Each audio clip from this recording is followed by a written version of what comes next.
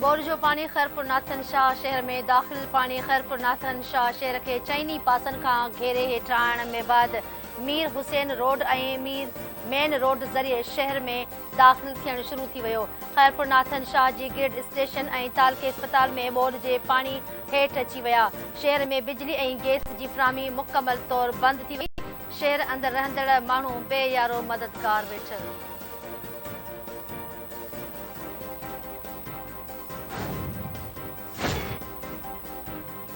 जोही में government degree college भरिसां न्यू सिटी कॉलोनी में बोर्ड जो पानी दाख़िल। न्यू सिटी कॉलोनी जा कच्चा घर ड्रही पट पइजी विया। गवर्नमेंट डिग्री कॉलेज ऐं जानवरनि जी अस्पताल में बि पानी दाख़िल थी वियो। पानी जोही इगोरख बाईपास ऐं भान जोही रोड खे बि ॿोड़े छॾियो। जोही जो ज़िले हेडक्वार्टर दादूअ सां ज़मीनी राब्तो कटिजी वियो। बोर्ड जे पाणीअ सबबि सवें ॻोठ ॿुॾी विया। जोही दादू रोड ते ॿेड़ी सर्विस शुरू कई वई। पाणी जोही शहर खे ॾिनल रिंग बंद सां टिनि तरफ़नि खां टकराइजी वियो।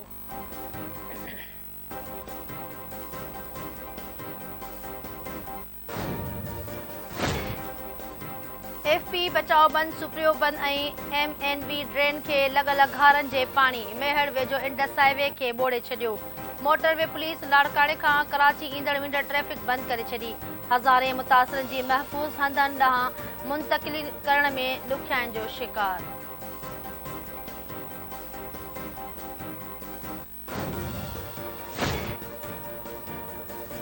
परॾेही वज़ीर बिलावल भुट्टो ज़रदारी बोर्ड मुतासिरनि जे लाइ गॾियल क़ौमुनि जे मेंबर मुल्कनि खां 1 खरब 30 अरब रुपया जमा करे वरिता।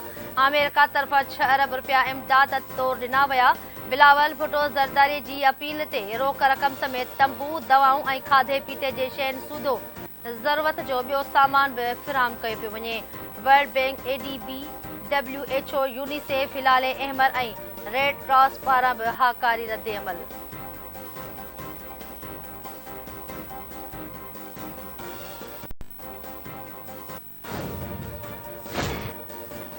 पाक फ़ौज जे सरबराह हिकु भेरो ॿीहर बोर्ड मुतासिरनि जी मदद जी अपील करे छॾी। बरसातियुनि ऐं बोर्ड सबबि सिंध सभ खां वधीक मुतासिर थी आहे। सिंध ऐं बलोचिस्तान में तंबुनि जी तमामु घणी ज़रूरत आहे। दोस्त मुल्कनि समेत सॼी आलमी बिरादरीअ खां मदद वरिती पई वञे। मुतासिरनि खे पका घर ठाहिराए ॾिना वेंदा जीअं नुक़सान खां बची सघनि। Army chief general Qamar Javed Bajwa जी सवात जे बोर्ड मुतासिर इलाक़नि जे दौरे दौरान मीडिया सां ॻाल्हि ॿोल।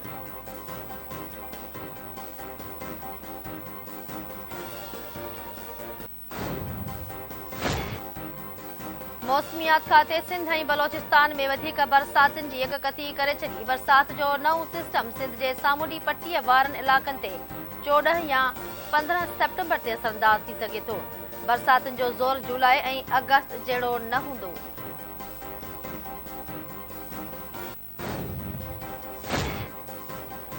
नेपरा फ्यूल एडजस्टमेंट दरख़्वास्तुनि ते ॿुधणी कंदी। बिजलीअ जे अघनि में 4 रुपया 34 पैसा वाध जी मंज़ूरी ॾेई छॾी। के इलेक्ट्रिक जी अपील खां जून 2022 ताईं टिमाही एडजस्टमेंट जी दरख़्वास्त। बिजली जे फी यूनिट ते 14 रुपया 53 पैसा इज़ाफ़े उगाइण जी इस्तदा कई।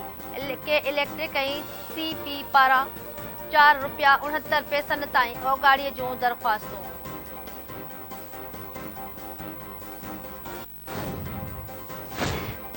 ऐं PTI चेयरमैन इमरान ख़ान ख़िलाफ़ तौहीन अदालत केस जी ॿुधणी अॼु इस्लामाबाद हाई कोर्ट में मंझंदि 2:30 वॻे थींदी।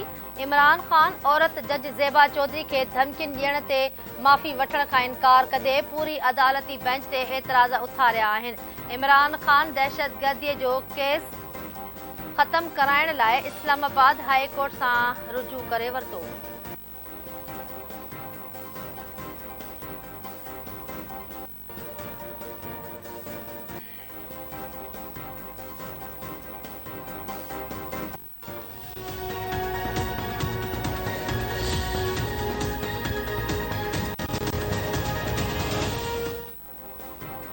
अस्सलाम वालेकुम। धरती टीवी न्यूज़ सां गॾु मां आहियां फ़ौज़िया एजाज़। नाज़रीन हेडलाइंस समाचार ख़बरुनि अपडेट जो सिलसिलो जारी आहे। वठूं था शॉर्ट ब्रेक, ॾिसंदा रहो धरती टीवी।